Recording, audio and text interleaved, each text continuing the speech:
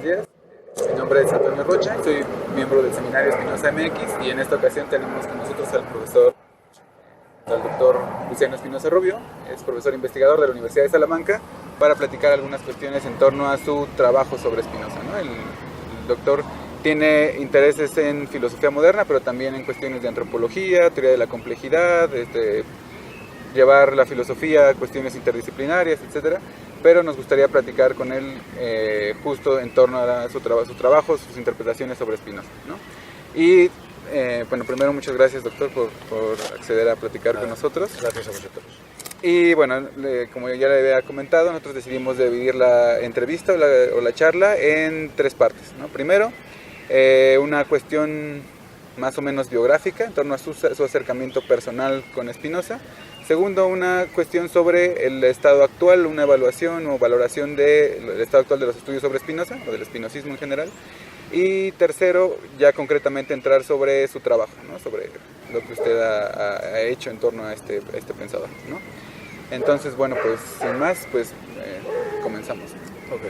Okay, bueno, la primera pregunta que teníamos preparada es, ¿cómo es que usted llega a Spinoza? Es decir, ¿en qué momento de su formación profesional, de su formación filosófica, se acerca y qué es lo que lo lleva a acercarse a Spinoza? Pues ocurrió en el tercer curso de la licenciatura, que entonces eran de 5 años en España, ahora los grados son de 4. Para la asignatura de ética hice un trabajo sobre Spinoza y ahí empezó mi interés por él. Y luego, por indicación de otro profesor de otra asignatura, me sugirió, una vez que tenía una beca de investigación, que por qué no profundizaba en ese autor, que como ya había empezado a trabajar en él y me gustaba, pues continuase. Y así lo hice. Al principio entendiendo muy poco, viéndome un poco desbordado por el modelo geométrico de la ética, claro. Y poco a poco entrando, digamos, en esas honduras que una vez que vences esa dificultad, hace de Spinoza un pensador apasionante, ¿no? Nada rígido, sino todo lo contrario. Claro. Extremadamente vivo y dinámico. Claro. Bueno, en ese sentido, justo ahora que habla de esto, del carácter geométrico y de cómo uno puede pasar a través de ese aparente obstáculo o dificultad que es el modo de exposición geométrico, hacia un aspecto mucho más vivo de su pensamiento, ¿no? Quisiéramos plantearle la siguiente pregunta, ¿no? Como hay un texto de Fichte en las lecciones sobre la doctrina del sabio, en donde Fichte dice algo así como que qué clase de filosofía se elige define qué clase de persona uno es, y que las filosofías no son como un ajuar muerto que uno se pudiera poner y quitar, sino que son una posición o representan una posición ante la vida. Pensando o relacionando esta afirmación de Fichte con Spinoza, que además él identifica a Spinoza como dogmatismo, como una cierta forma de plantearse ante la vida, ¿cuál es su opinión sobre esto? Sobre el espinozismo ¿es el espinozismo una forma de vida? ¿En qué sentido? Y si puede considerarse algo más que una mera teoría que se enseña en las academias o en las escuelas. Bueno, yo creo que sí, sin lugar a dudas. Creo que en efecto uno hace el pensamiento o investiga sobre aquello que realmente le resulta a nivel personal relevante, estimulante, si no se ha equivocado de opción, ¿no? Si no hay una implicación personal, dedicarse a esto de la filosofía no tiene ningún sentido. Dicho al modo marxiano, lo que importa es el valor de uso, no el valor de cambio de la filosofía, claro. Y así se ha entendido siempre, creo, ¿no? En la tradición. Aunque nuestro mundo académico está en contra de ese tipo de planteamientos, porque lo que se busca es básicamente la productividad, ¿no? Como en cualquier otro ámbito de la vida económica casi. En concreto, Spinoza, desde luego, es un tipo de personalidad que madura lentamente, como él explica en el Tratado de la Reforma del Entendimiento, y que hace, digamos, un camino personal de búsqueda del cual nace ese pensamiento. Es decir, la unión entre biografía y pensamiento está clarísima, como está clarísima en Descartes, claro, cuando al principio del discurso del método cuenta su itinerario intelectual, ¿no? Y existencial. Por cierto, ese fue el tema que más interesó a los contemporáneos. Lo que les pareció revolucionario en Descartes fue ese reconocimiento de la experiencia personal de búsqueda. Spinoza bebe en esa fuente, está claro, y el TIE, el Tratado de la Reforma del Entendimiento, lo refleja muy claro. En ese sentido, es una forma de vida, claro, radicalmente. Para Spinoza no cabe disociar lo que uno siente, lo que uno piensa y lo que uno hace. Nosotros sí estamos acostumbrados, por desgracia, a eso. Pero lo que los grandes maestros nos enseñan es esa coherencia de vida, porque es lo que alimenta su pensamiento. Y a su vez el pensamiento se pone al servicio de la vida. No puede ser de otra forma. Claro, claro. Y en ese sentido, continuando con esta cuestión, ustedes hacen una pregunta como en 2 vías, ¿no? Si esto es así, ¿qué aspectos de la filosofía o del pensamiento de Spinoza ha integrado o buscado integrar a su cotidianidad? Es por un lado, ¿no? Pero también nos gustaría llevar la pregunta más allá del ámbito meramente biográfico o existencial y pensar cuál es su opinión con respecto a qué elementos o qué líneas de pensamiento pueden llevar a una actualización del espinozismo para pensar los problemas políticos, religiosos, sociales de nuestro tiempo. La pregunta es doble, pero en realidad creo que se puede contestar por una sola vía. Para mí Spinoza aporta complejidad, tolerancia, amplitud de miras, en el sentido intelectual, no solo moral o político. Es decir, su capacidad para relacionar, su capacidad para no dejarse atrapar por ninguna etiqueta, por ningún, patrón de pensamiento. A mi juicio, Spinoza no es ni materialista ni espiritualista, y en cierto modo es ambas cosas, por lo mismo que no es un empirista ni un idealista por separado, y en cierto modo lo integra. No quiero decir que Spinoza sea hegeliano en este sentido, no de integrar opuestos y superar, no. Claro. Evidentemente es un pensador afirmativo, como ha enseñado Deleuze, en donde la negación no tiene ningún sentido, ni filosófico ni existencial. Pero sí que hay, creo, una capacidad asombrosa para no dejarse encasillar, para no dejarse etiquetar. Y eso es lo que le hace, a mi juicio, extremadamente poderoso, tanto para aprender de él en un sentido existencial, como para utilizar su pensamiento como vía de lectura del presente. Entonces, partiendo de este supuesto básico, creo que tiene especial aplicación su concepción de las nociones comunes, es decir, la búsqueda de las conexiones, de las relaciones en muy diversas escalas y grados de composición de lo real. En realidad lo que está haciendo es reivindicar el propio origen de la filosofía occidental, que se define como la búsqueda de lo común. Claro. Está claro en todos los presocráticos y después, aunque a su vez eso admite diferentes interpretaciones, obviamente. Pero bueno, este sería un punto inicial muy básico que luego se concreta de diferentes maneras. Por ejemplo, su teoría del individuo compuesto me parece extraordinariamente interesante y es una de las cosas que más he estudiado en su pensamiento. ¿Por qué? Porque en esa física, tomada en un sentido amplio, que concilia lo mejor de la metafísica antigua y la nueva ciencia moderna, creo que es verdaderamente lúcido esa capacidad de integrar lo mejor de la tradición y de la revolución científica de su época. Bien, a partir de esa teoría física del individuo compuesto, podemos hacer lecturas políticas, el Estado es un individuo compuesto, la sociedad, etcétera. Podemos hacer también lecturas ecológicas en un sentido amplio de la expresión, me he preocupado también de hacer eso. Podemos también interpretar la institucionalización de la vida humana en ese mismo sentido. Es decir, tenemos una especie de patrón tremendamente flexible para establecer relaciones, composiciones, vínculos, que a su vez reconocen la diferencia.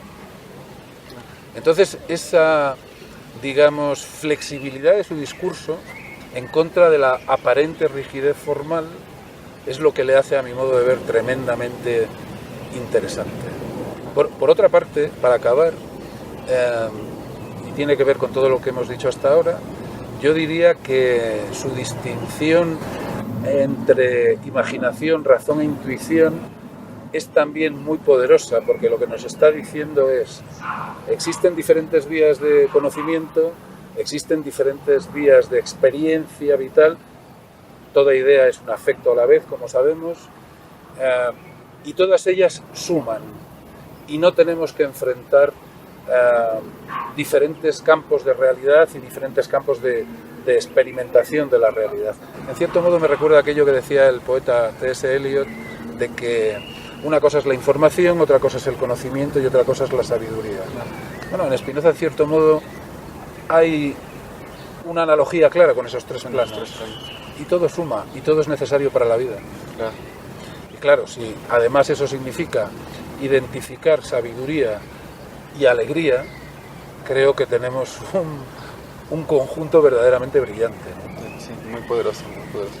Sí, justo, bueno, con esto último que decía, ¿no? Sobre lo de la flexibilidad de su pensamiento, creo que nos permite pasar como justo a la segunda parte de la charla, ¿no? Que es acerca del estado actual de los estudios sobre Spinoza, ¿no?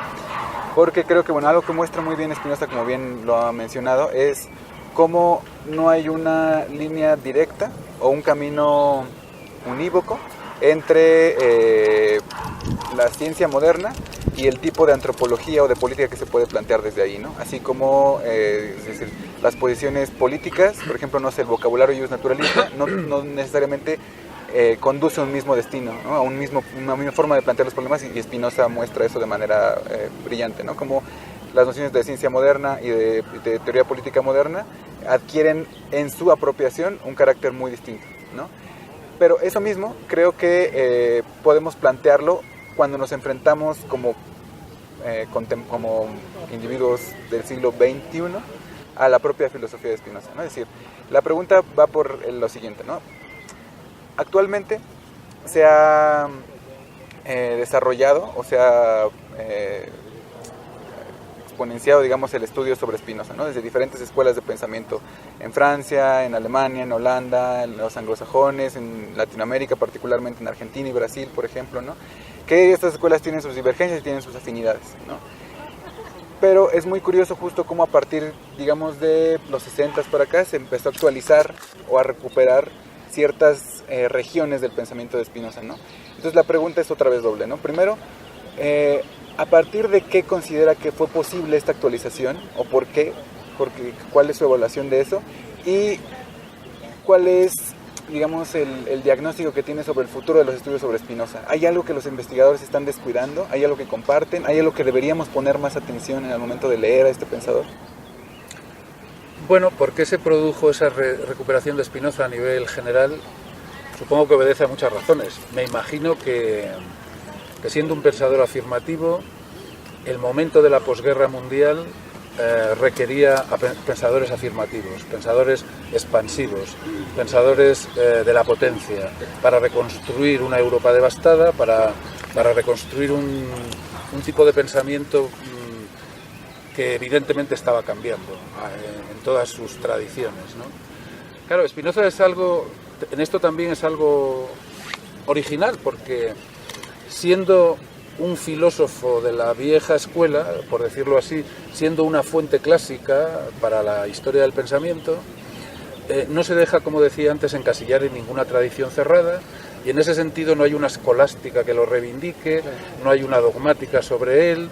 Era pues el iconoclasta, el desarraigado, el judío, el hombre que promueve la democracia en pleno siglo XVII, es decir, es inclasificable. Y en ese sentido no estaba agotado.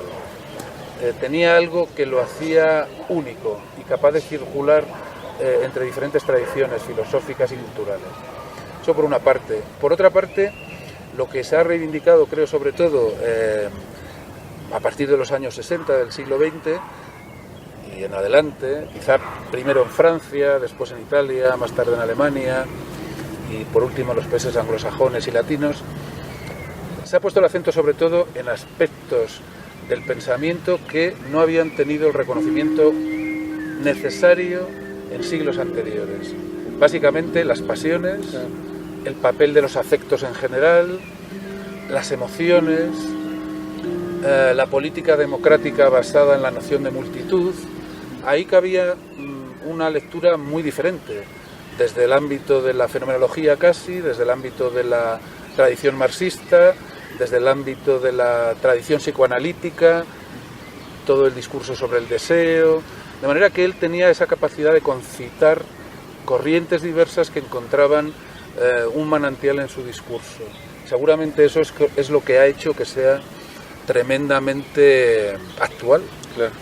Y respecto de lo segundo, yo creo que estas mismas razones sirven para augurarle éxito en el futuro, éxito en este sentido de alimentar el pensamiento, ¿no? Porque son muchos los que encuentran ahí herramientas que libremente a su vez aplican a los problemas de nuestra época, que no son los suyos, los de la suya. El terrible siglo XVII, ¿no? La edad de hierro, el siglo de hierro, ¿no? Como decía Henry Kamen, el historiador británico. Eso es lo verdaderamente sorprendente. En uno de los siglos más duros, más difíciles de la historia de la humanidad, las guerras de religión, la pequeña glaciación que tiene ahí su apogeo, hambrunas, miserias, surge este pensador auténticamente iconoclasta, que afirma la vida, que afirma la potencia, que afirma la convivencia solidaria. Bueno, eso yo creo que le hace verdaderamente perenne. Claro. Y que seguirá siendo fuente de reflexión en el futuro. Como para continuar con esta cuestión, en México no ha habido realmente hasta hace muy poco tiempo una tradición de estudios sobre el pensamiento de Spinoza, ¿no? Hasta hace un par de décadas. Es decir, no hay la misma cantidad de trabajos ni cuestión de producción material concreta, ni tampoco en el tiempo que se le ha dedicado. Es decir, hasta hace pocos años ni siquiera se ofrecían cursos de Spinoza en las universidades mexicanas. Es decir, no hay el mismo desarrollo que hay, por ejemplo, en España, o por no hablar de otros lugares de Europa. Pero en ese sentido, basándonos en las visitas que ha hecho a nuestro país, ¿cuál es la opinión o la evaluación que usted tiene respecto a los estudios spinozianos en México y cuáles considera que sean sus fortalezas y sus debilidades? Bueno, no lo conozco con suficiente profundidad como para hacer un juicio global, ¿no? Lo que sí veo es que hay grupos reducidos pero muy dinámicos, como vosotros mismos, que estáis trabajando y pensando sobre este pensador por puro interés personal, vital. Eso me parece que es la fuente de cualquier progreso ulterior. Es decir, no es una moda académica, no se trata de medrar profesionalmente, se trata de satisfacer una necesidad. Yo creo que eso es lo que sienta lo que sienta las bases, lo que es la raíz de un desarrollo académico posterior, que tiene que venir después, ¿no? Porque en este sentido se construye de abajo arriba, no de arriba abajo. Entonces, por lo que yo he leído, por lo que he visto en los congresos que se organizan aquí, en ese sentido agradezco el trabajo de Luis Marcelo Ramos, creo que hay una promesa de crecimiento. Hasta dónde llegue, no lo sé. ¿Cuáles son sus puntos fuertes y débiles? Me parece que es pronto para hacer esa evaluación. Lo que veo es la semilla plantada, y eso sí que me parece prometedor. Una última cuestión sobre este aspecto de los estudios sobre Spinoza. Hay un artículo que escribió Diego Tatiana hace un par de años, en donde él hace una suerte de análisis de cómo el concepto de esclavitud en la filosofía moderna obtuvo una atención particular, principalmente ligado a cuestiones políticas, pero a cuestiones estatales, por decirlo de alguna manera, sí, ¿no? Sí. Pero que al mismo tiempo, esos mismos pensadores que estaban trabajando sobre la noción de esclavitud, guardaban silencio sobre la esclavitud real o sobre el tráfico de esclavos que había en las colonias europeas, ¿no? Y aunque parece que Tatiana tiene mucho más éxito mostrando o argumentando cómo desde la filosofía de Spinoza no es posible fundar ontológicamente un racismo o una justificación racista de la esclavitud, no tiene tanto éxito en mostrando cómo por qué Spinoza no es distinto de estos otros pensadores que también guardaron silencio acerca de el problema de la esclavitud real, ¿no? No la metáfora política que circuló en los pensadores del 17, ¿no? Pero justo en ese sentido nos gustaría preguntarle, ¿considera y en qué sentido que es posible hacer un tratamiento, un análisis de la noción de servidumbre en Spinoza para pensar la explotación económica y política, o sea, la dimensión económica y política de ese concepto. Es decir, no solo servidumbre en el sentido de la servidumbre que hay hacia las pasiones, la servidumbre que hay hacia la imaginación, sino la servidumbre concreta y real de estos espacios geográficos y de estas personas explotadas, despojadas, etc. Sí, pues diría tres cosas. La primera, y muy básica, pero que no conviene olvidar, es que todo pensador es hijo de su tiempo. Claro. Y en ese sentido está condicionado y limitado por su circunstancia. Y no le podemos pedir que tenga una visión, en fin, desde el cenit del universo, capaz de ver todas las implicaciones, todos los procesos. En ese sentido, Spinoza, como cualquier otro autor de su época, pues está condicionado por sus prejuicios. Hay una cierta misoginia, hay una ignorancia de la esclavitud, en efecto, hay, por supuesto, una falta de sensibilidad respecto de la vida no humana. Bueno, lo que cabe esperar en ese momento de la historia, porque, y esto no, digamos, no justifica nada, pero ya aporta grandes innovaciones. No le podemos pedir que sea revolucionario en todo. Claro. No es Superman, ni él ni nadie. Eso en primer lugar. En segundo lugar, creo que el artículo de Tatiana es brillante y acierta al exponer cómo no solamente callan, sino que se benefician económicamente del tráfico de esclavos. Como Locke. El caso de Locke, de Hobbes, etcétera, ¿no? Ahí hay una hipocresía evidente, porque su defensa de la libertad está limitada a la propiedad privada. Y el esclavo es parte de la propiedad privada del poderoso, ¿no? Económico y político. Entonces, en efecto, digamos que hay una cierta contradicción. Y en el caso de Spinoza, evidentemente hay un silencio no cómplice de la misma manera, porque Spinoza vive en una sociedad como la holandesa que vive del comercio, no vive de la propiedad, del latifundio, de la gran plantación, en donde la mano de obra esclava es la base de todo. No quiere decir que él no tuviera información y seguramente que no conociera muchas formas de servidumbre en su ámbito, ¿no? Pero claro, aunque al final no sabemos por qué cayó sobre el tema, puede haber muchas circunstancias, un hombre perseguido como él, tachado de ateo, de judío, de iconoclasta político, ¿cuántos frentes políticos le queremos pedir que abra? Claro, claro. O sea, ¿queremos que se juegue la vida en todo? ¿Queremos que esté a la vanguardia de todo? No, es un ser humano con sus limitaciones y con sus zonas de sombra. Y por último, en tercer lugar, a propósito de la categoría de servidumbre, claro que proporciona elementos fundamentales para pensar la servidumbre en muchos aspectos sociales, económicos y políticos. Desde el momento en que defiende la autonomía, el sui iuris, ¿no?, en el desarrollo de la propia potencia, a su vez en colaboración con otros individuos que suman sus potencias voluntariamente y que se organizan en instituciones.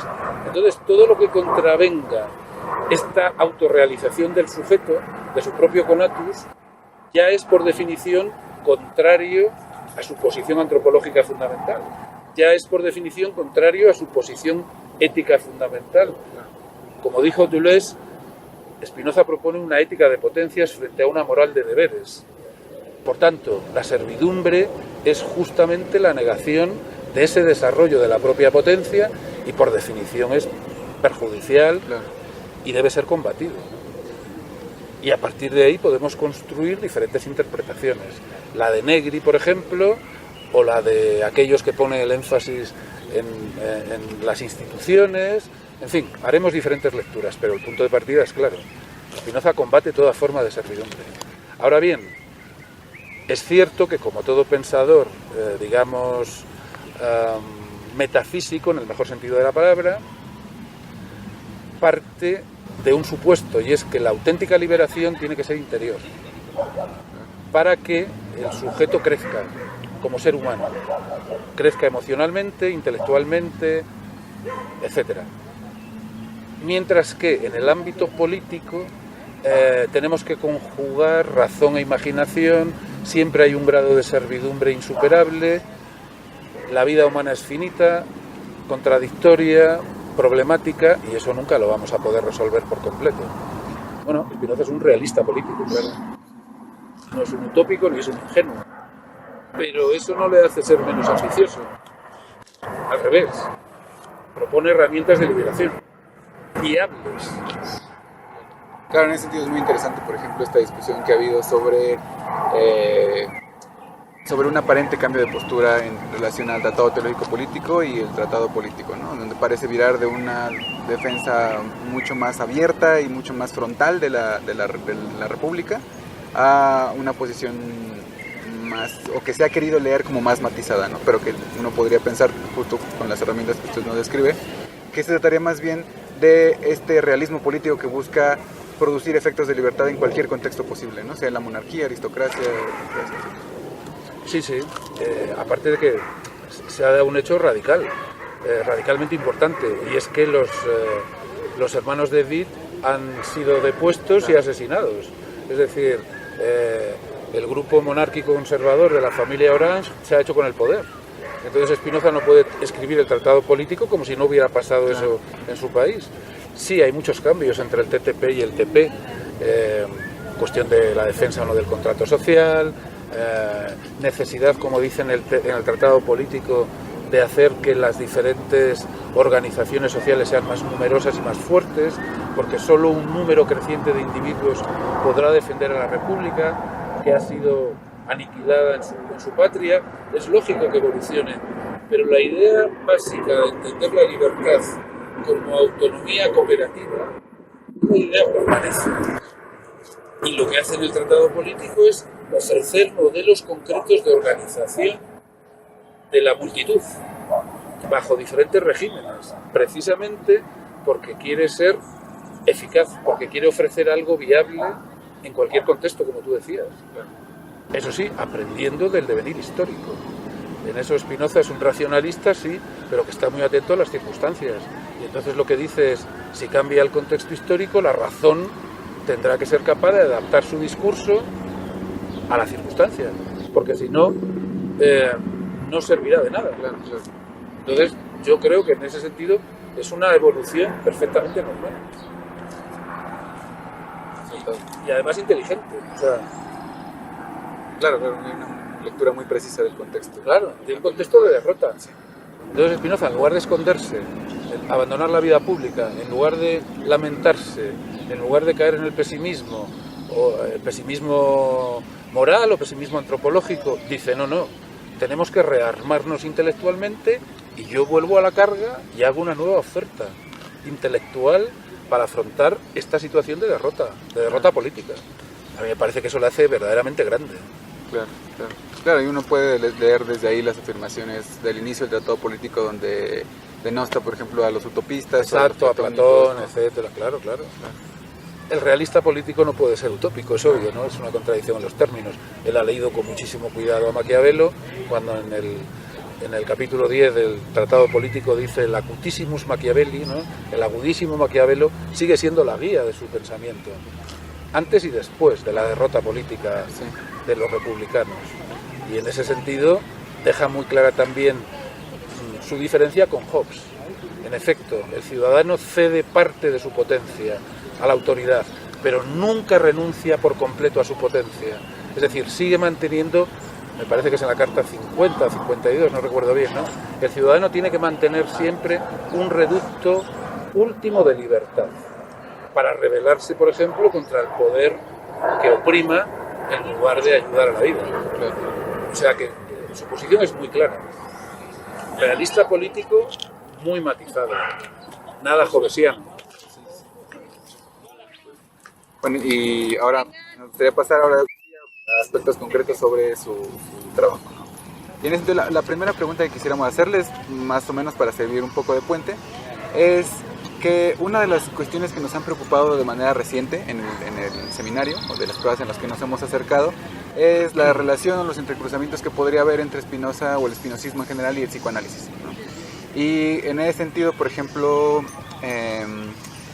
habíamos pensado en que quizá esta idea de Freud acerca del trabajo del psicoanálisis y el mecanismo de la libre asociación de ideas y tal, pudiera tener alguna, o si usted considera que puede tener alguna relación, o sea, pues, por un lado, con la potencia de la imaginación o la imaginación pensada como un auxilio de la razón, y al mismo tiempo si este entrecruzamiento podría decirnos algo acerca de la noción que usted ha defendido sobre el pensamiento narrativo en Spinoza.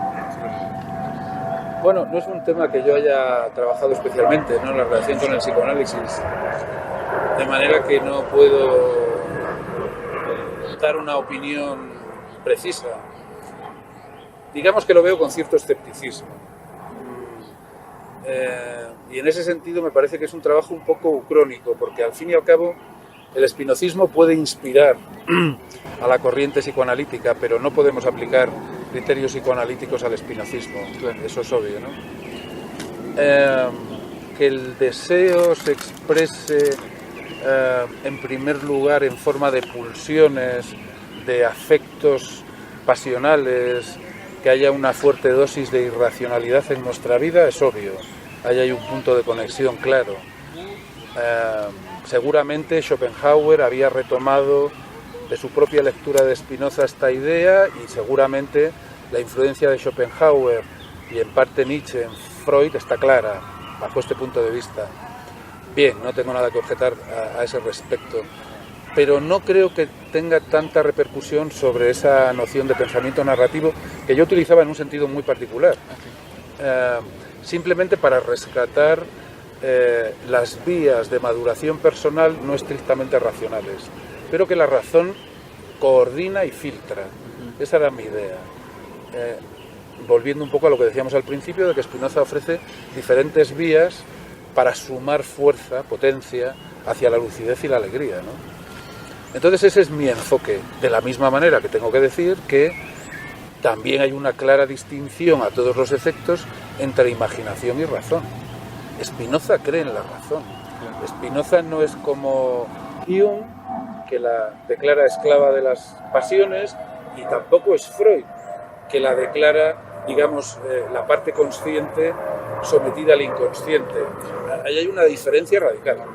Spinoza reivindica la razón, solo que es una razón compleja, es una razón que se alimenta por diferentes vías, que no menosprecia la imaginación, que no menosprecia la experiencia, que no menosprecia el aprendizaje biográfico acumulativo, sino todo lo contrario.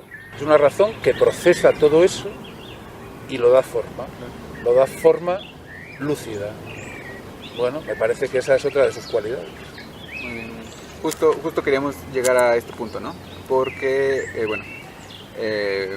nosotros conocemos, en particular, un texto sobre el pensamiento narrativo en Spinoza, escrito por usted, y justo nos gustaría que nos hablara o que nos explicara un poco sobre esto último que estaba diciendo, ¿no? Sobre en qué sentido podemos pensar este aspecto narrativo como una de las estrategias utilizadas por Spinoza para ampliar o para auxiliar o para ayudar a madurar a la razón, ¿no? Es decir, justo un poco usted nos daba un adelanto de respuesta, ¿no? La clave es, si bien asumir la distancia efectiva que hay entre imaginación y razón, eso no nos lleva o no implicaría asumir su oposición o su contradicción estricta, ¿no? Y en ese sentido, si pudiera explicarnos brevemente cómo y en qué sentido hay que entender este aspecto de la narratividad presente en el pensamiento de Spinoza.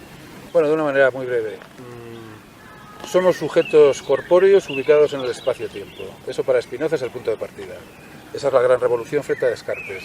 Su punto de partida no es el cógico, su punto de partida es un cuerpo situado. ¿Qué significa esto?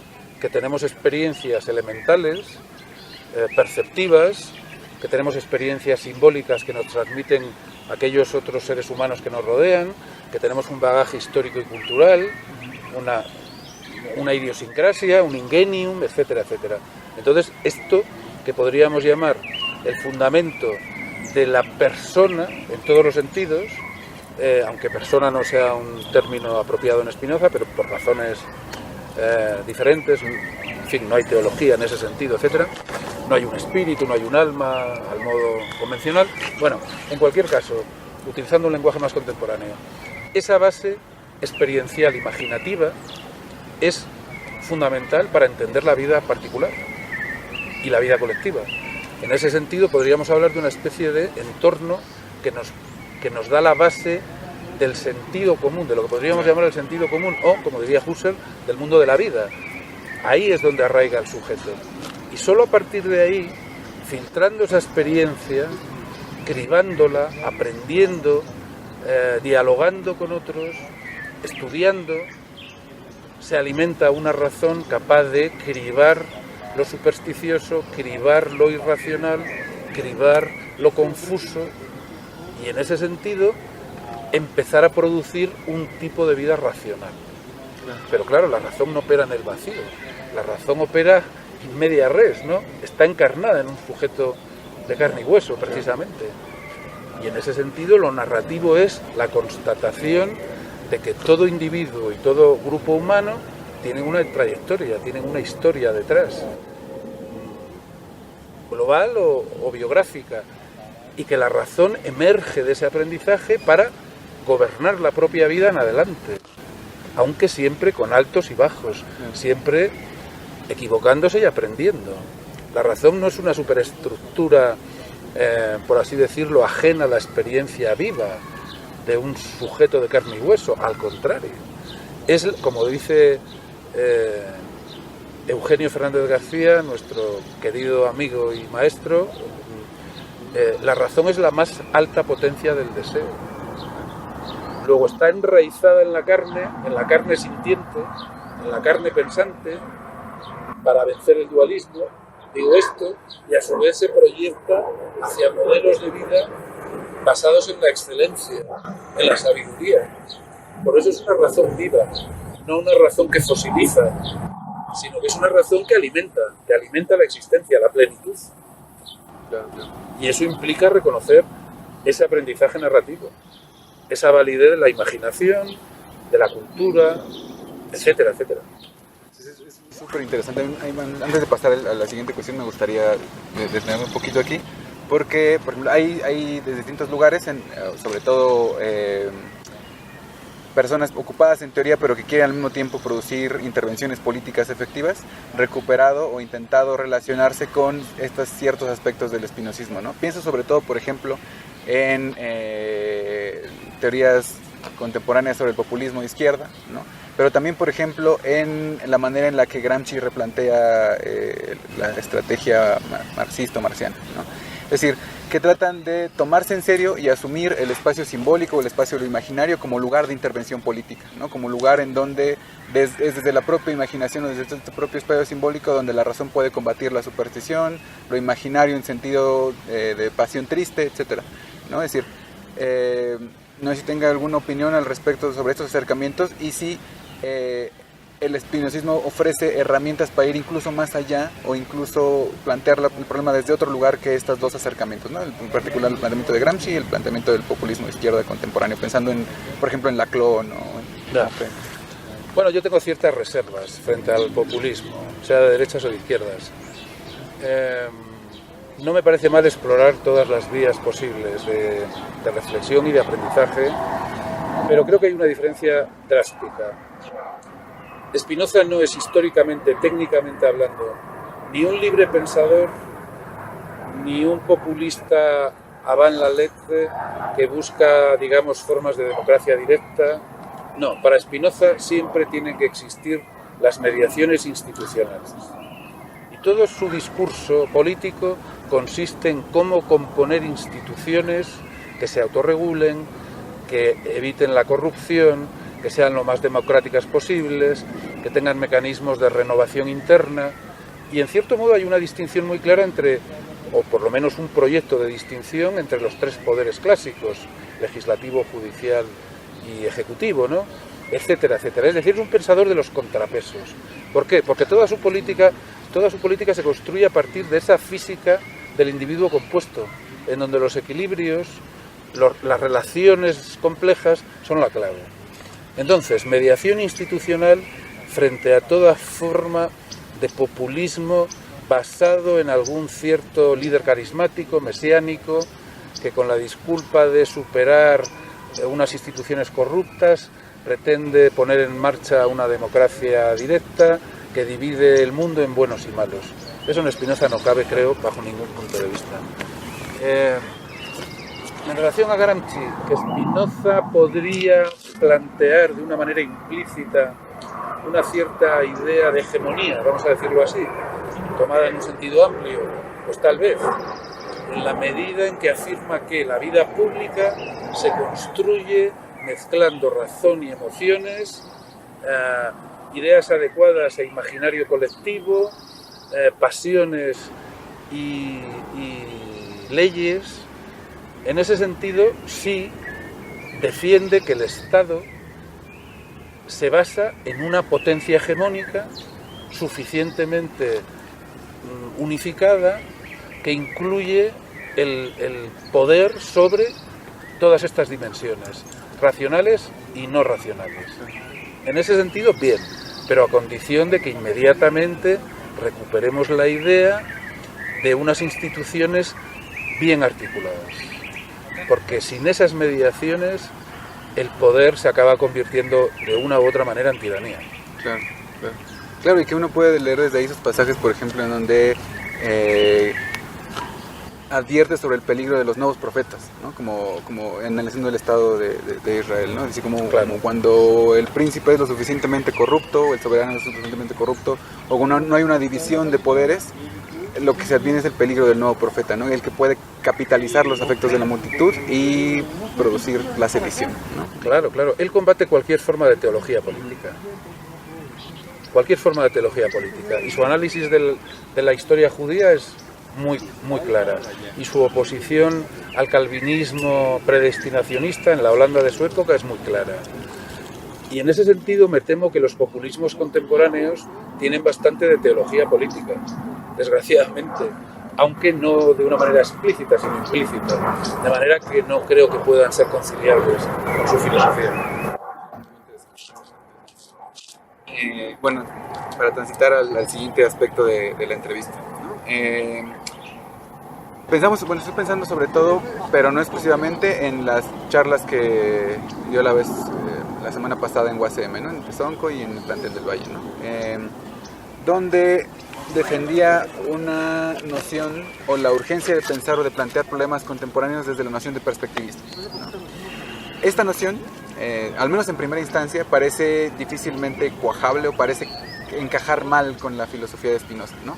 Pero digamos, un poco yendo más allá del asunto de no nos interesa hacer meramente un comentario de texto, sino hacerle muchas veces violencia al texto, nos gustaría que nos explicara un poco desde su punto de vista cuál sería la eficacia teórica, cuál sería la ganancia de releer el espinosismo desde esta noción de perspectivismo, ¿no? Pensando en que desde una posición meramente ortodoxa uno podría decir como, bueno, un pensador que considera que el pensamiento es objetivo, que hay una verdad en sentido fuerte, no cabe ahí la noción de perspectivismo, ¿no? Ya, sí, sí. Sí, esto lo he desarrollado en otros textos anteriores. Dos observaciones entonces. Primera, ¿qué entiendo por perspectivismo? De una manera muy, muy sencilla. El hecho obvio de que la realidad es multidimensional y que los sujetos, los grupos, los momentos históricos, tenemos puntos de vista diferentes.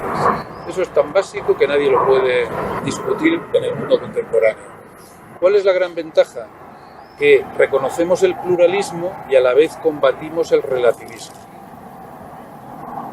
Creo que eso es una aportación muy importante del perspectivismo, tal como lo entiende Ortega y Gasset y otros pensadores europeos contemporáneos.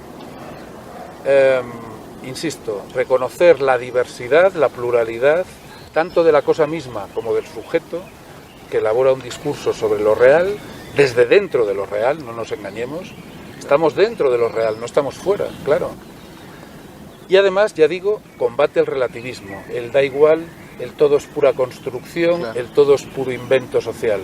Eso también es inaceptable desde mi punto de vista, precisamente porque buscamos lo común, porque buscamos converger en ciertos consensos dinámicos, por otra parte, ¿no? Aunque sean provisionales.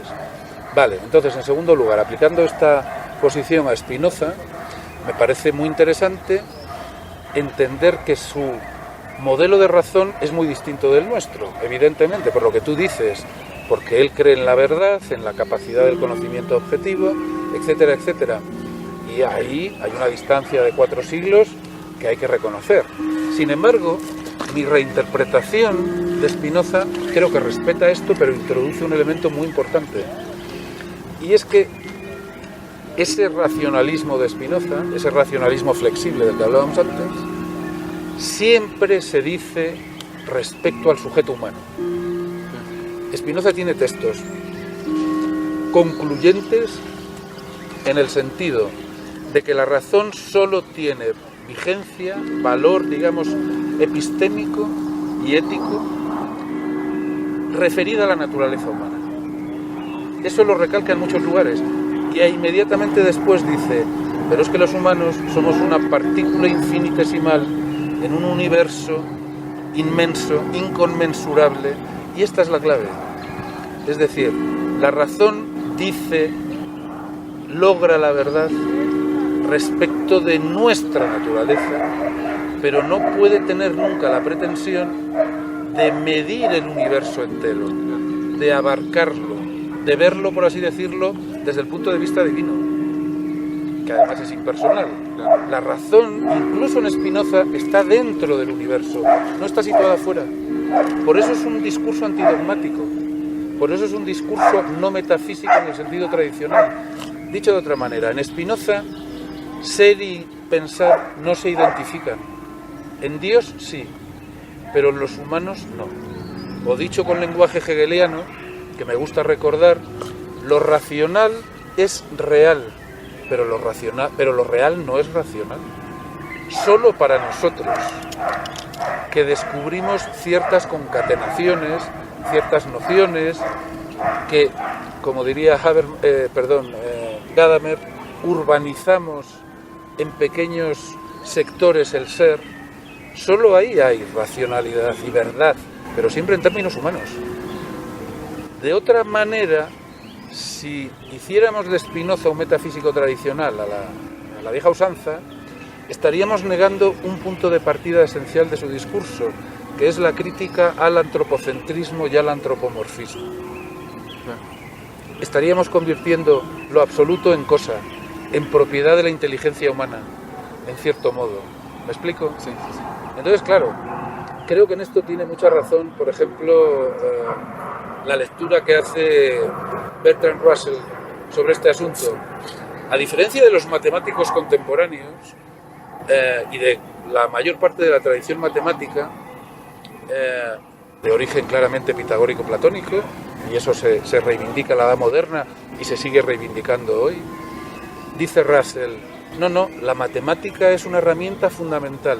El conocimiento racional, formalizado, matematizado, es imprescindible, pero de ninguna manera explica la realidad en su conjunto. En eso Russell creo que entronca muy bien con Spinoza. Buscan la verdad, pero no son realistas, metafísicos, en el sentido de que la matemática aprese la realidad misma. Y dice Russell, bueno, precisamente la extraordinaria complejidad del universo, de lo real, se demuestra en el hecho de que el conocimiento matemático racional solo nos muestra una faceta. No podemos ser tan soberbios y tan ingenuos como para pretender que nuestra razón abarca el universo. Porque una de dos, o divinizamos la razón, cosa que Spinoza no está dispuesto a hacer nunca, o recaemos en los trascendentales. Es decir, la equivalencia entre ser, verdad, bien y belleza, cosa que Spinoza tampoco acepta. Por tanto, ahí hay un cierto perspectivismo en un segundo nivel, que no renuncia al conocimiento de la realidad, pero que no pretende, digamos, ser exhaustivo, ni en calidad ni en cantidad. Sí, es muy interesante, muy polémico también el Sí, planteamiento, muy ¿no? polémico, Muy sí, lo entiendo interesante. perfectamente. Sí. Y bueno, continuando un poco con el tema de las charlas que nos vino a presentar en UACM, en la primera, en la de San Lorenzo Tezonco, hablaba sobre, estaba destinada al concepto de banalidad del mal y cómo conectarlo con problemas contemporáneos, ¿no? Y ahí hablaba de tres formas o tres manifestaciones de esta banalización del mal, ¿no? La primera de ellas, esta ignorancia o este descuido por la teoría del valor como una teoría que explica o que esclarece los mecanismos de explotación. La segunda cuestión era acerca de la autonomización de la técnica, y la última sobre la tecnificación de la política, o como usted la llamaba, la antipolítica, ¿no? En ese sentido, quisiéramos preguntarle ¿cuál es la potencia teórica que tiene una filosofía como la de Spinoza para atender estos problemas, particularmente el último, ¿no? Por una cuestión de temporalidad incluso, ¿no? Una cuestión histórica. Es decir, ¿cuáles serían las herramientas teóricas que nos puede proporcionar Spinoza para un proyecto de repolitización de la vida pública? Bueno, pues en parte está implícito en lo que hemos comentado antes. Spinoza es un pensador político, como todos los grandes pensadores. Solemos tender a creer que los pensadores eran sobre todo epistemólogos. Y eso es un error muy elemental, creo. Sí, hay una teoría del conocimiento, etcétera, etcétera, pero puesta siempre al servicio de la razón práctica, ética y política. Y eso ocurre en Spinoza, como ha señalado Atilano Domínguez y otros. 1/3 de las páginas que escribió Spinoza están dedicadas a la política. O sea, que eso ya lo dice todo, ¿no?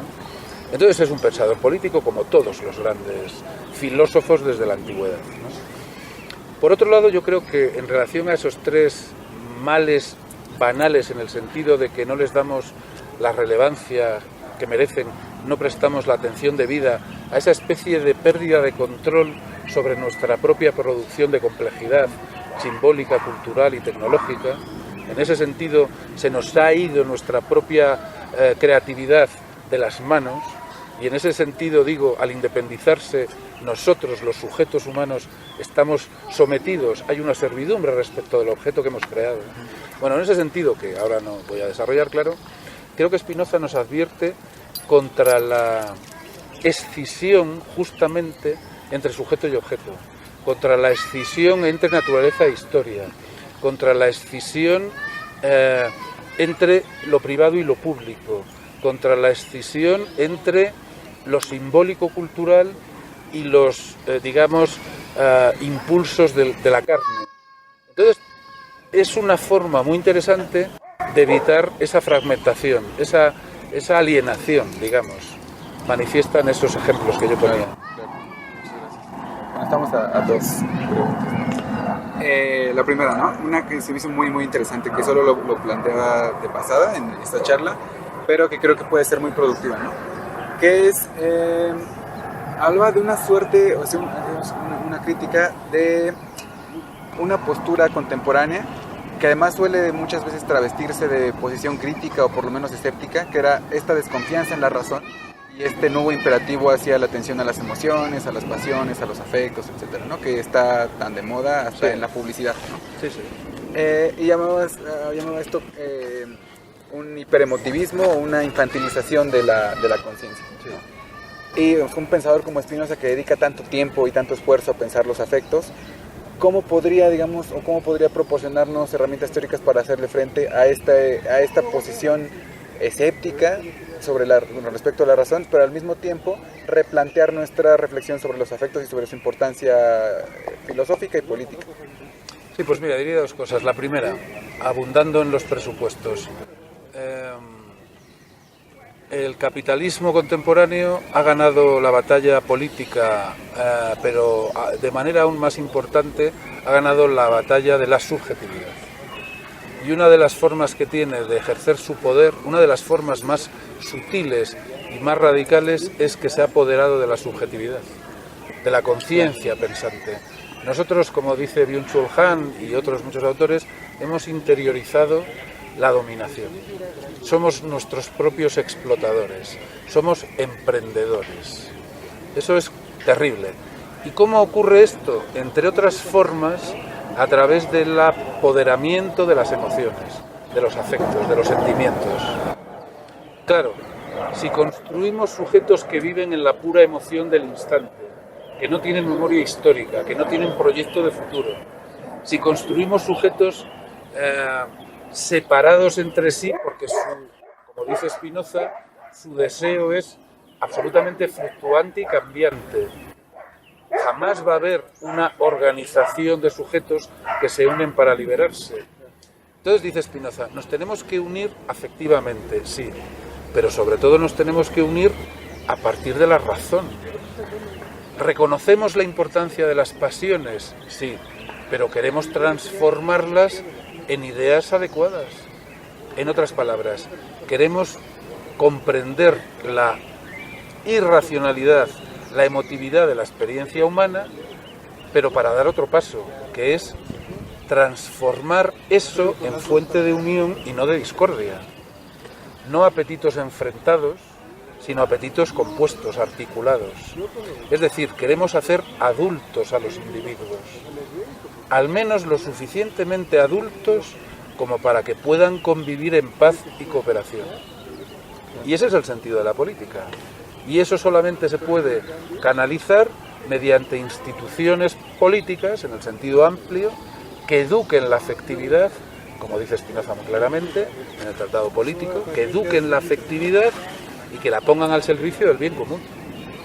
Entonces, claro, eso se hace con adultos, no con niños, caprichosos, penales y a menudo estúpidos, narcisistas. No, claro, eso es lo que le interesa promover a ciertos poderes para que no haya autoconciencia crítica, para que no haya movilización social, para que se consuma más. Justo lo contrario de lo que pretende Spinoza. Ahí no hay autonomía. Spinoza quiere que haya al menos una autonomía parcial. Porque si no somos peleles de los afectos y de los poderes externos. Van de la mano. Claro, azuzan esas emociones, las hipertrofian, las exageran. Entonces yo recuerdo aquello que leí en Fernando Savater cuando era adolescente yo. Decía, el pensamiento da que sentir y el sentimiento da que pensar. Pero no podemos escindirlo porque entonces estamos perdidos. Somos unilaterales, somos unidimensionales si separamos afectos y razón. No, tienen que unirse, aunque siempre haya dificultad para gestionar las emociones. Sí, claro, ese es el juego. Claro. Bueno, ya para cerrar, una pregunta obligada respecto a... usted hizo su investigación doctoral dedicada a relacionar o interpretar la filosofía de Spinoza desde el pensamiento ecológico y desde las teorías de la complejidad. También por la última charla que ofreció en nuestro país, sabemos que los temas como la devastación ecológica, el antropoceno, son una de sus preocupaciones fundamentales, ¿no? Y en ese sentido queríamos preguntarle otras cuestiones dobles, ¿no? Primero, ¿qué puede aportarle el espinozismo al pensamiento ecológico, tanto a nivel teórico como pragmático, como de práctica política? Y al mismo tiempo, ¿qué le aporta la teoría de la complejidad a una lectura renovada o actualizada del espinozismo? Sí, bueno, esta segunda apreciación es la que yo he explorado. Porque Spinoza no es un pensador ecológico en el sentido contemporáneo, ni tampoco creo que deba ser interpretado como hacen desde la llamada Deep Ecology en un sentido antihumanista, ni nada por el estilo. Es decir, no se puede perder el sentido histórico de los conceptos, ¿no? Lo que sugiero es que la teoría de la complejidad contemporánea desarrolla algunas intuiciones básicas de Spinoza que tienen que ver con esa física flexible que está en la base, a mi juicio, de todo su sistema. Por eso yo he hablado en otros artículos de la física, o sea, de la política como una física del poder, o he hablado de que su lectura de la naturaleza en el sentido de la facies totius universi, del modo mediato, es decir, el mundo circundante, ¿no?, se puede entender en términos ecosistémicos. Ese es el sentido, ¿no?, que le doy. ¿Qué es un ecosistema? Un sistema abierto, un sistema de relaciones flexibles, un sistema en donde hay intercambio de materia, energía e información. Entonces, bajo ese punto de vista, mi pequeña aportación a la lectura spinoziana es que podemos hablar de que todo individuo es un ecosistema en sí mismo porque integra diferentes sistemas en escalas de composición crecientes, gobernadas por una proporción de movimiento y reposo, que eso ocurre igualmente en el sentido inteligible de la mente, ¿no?, de las ideas. También he defendido eso respecto del entorno, el individuo compuesto general que desarrolla Spinoza después de la Ética 2.13, ¿no?, Scolio. También he defendido esa interpretación ecosistémica para hablar de las instituciones políticas. Creo que el modelo físico es común. Las instituciones políticas son ecosistemas que se articulan y componen en diferentes niveles mediante procedimientos muy concretos, y Spinoza lo desarrolla. Cómo celebrar las elecciones, qué tipo de proporcionalidad tiene que haber, cómo regenerar los cargos, cómo hacer que las instituciones se equilibren entre sí, etcétera, etcétera. De manera que, para mí, hablar de una lectura ecosistémica de Spinoza es proponer un modelo transversal de una lógica profunda que articula las diferentes dimensiones de su discurso. Eso es lo que he intentado. Y en relación a los desafíos del presente, además de lo que ya hemos dicho, hombre, Spinoza nos haría entender, creo, como cualquier persona medianamente sensata, que la civilización contemporánea está suicidándose, que los problemas medioambientales son gravísimos, con el cambio climático a la cabeza, que están absolutamente ligados a la pobreza, a la discriminación, a las migraciones forzosas, a la conflictividad política, a la violencia militar, y que tenemos que pensar, por tanto, el mundo contemporáneo desde esta perspectiva que es capaz de incluir todas esas dimensiones teóricas y prácticas, que es lo que pretendió hacer Spinoza respecto de su mundo, obviamente diferente del nuestro. Pues muchas gracias por el tiempo, por las respuestas, y pues nos llevamos un montón de cosas que pensar, y para seguir, nos da mucho gusto además que se hayan abierto esos canales de comunicación, muy bien, que se puedan seguir trabajando.